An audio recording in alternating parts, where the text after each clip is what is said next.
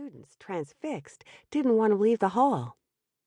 During a panel on failure, I saw looks of happy surprise come over students' faces when a faculty member talked about a paper that hadn't been accepted in a prestigious journal.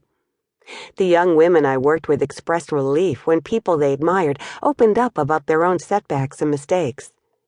In fact, they seemed to respect these people for feeling comfortable sharing narratives that weren't just success stories, but were instead laced with emotions like anxiety, frustration, and shame.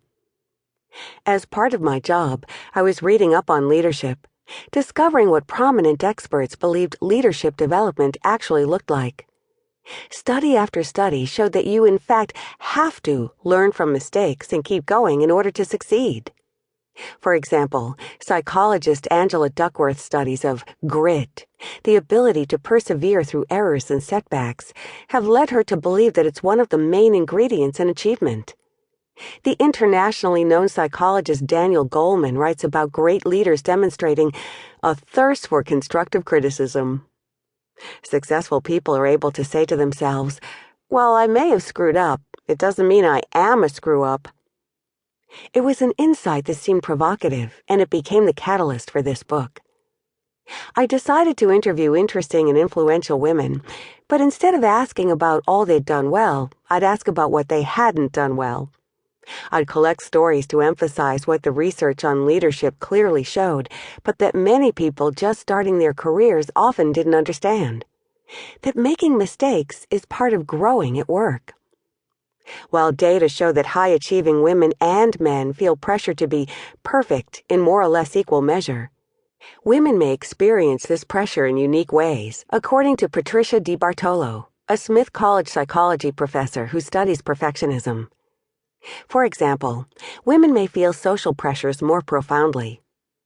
Case in point, one day 5 different people each emailed me a report from Princeton University that said that female students were less likely than male students to run for leadership positions, in part because of pressure to act in socially acceptable ways.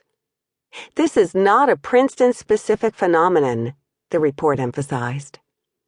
Soon afterward, a 19-year-old Barnard College student named Julie Zellinger published a piece on Forbes.com called "Why Millennial Women Do Not Want to Lead." "Young women today," she wrote, "are bred to doubt ourselves, question our worth, and view ourselves as improvable projects rather than embrace the imperfection of our humanity." The article clearly hit a nerve. It received almost 80,000 page views and was shared on Facebook almost 10,000 times.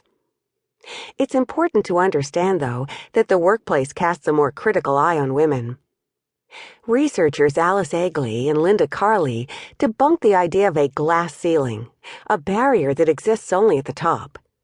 Instead, their extensive analyses show that gender bias in the United States is alive and well at entry-level and senior-level jobs, for blue-collar workers and executives. Women are more likely to get flack for mistakes, especially in typically male roles. This phenomenon is called the glass cliff, and studies show that women of color are even more at risk for being perceived as incompetent. If women are giving themselves tight margins for error, this could easily be seen as self-preservation.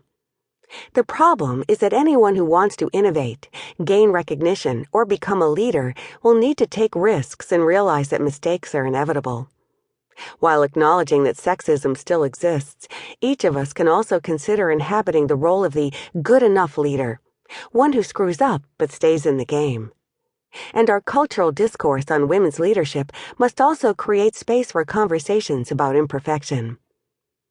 The women I interviewed were eager to break the silence. They understood the value of mistake stories as a kind of mentorship and agreed to contribute to this book even as our conversations disrupted their packed schedules. Luma Mufla met me for breakfast between speeches about Fuji's family, her nonprofit devoted to child survivors of war. Cheryl Strayed was in the middle of an ongoing publicity tour for her best-selling memoir, Wild. Legal scholar Lonnie Guinier fit in our conversations between filing a brief with the Supreme Court and turning in grades for her law students at Harvard. As I collected the interviews, common themes began to emerge.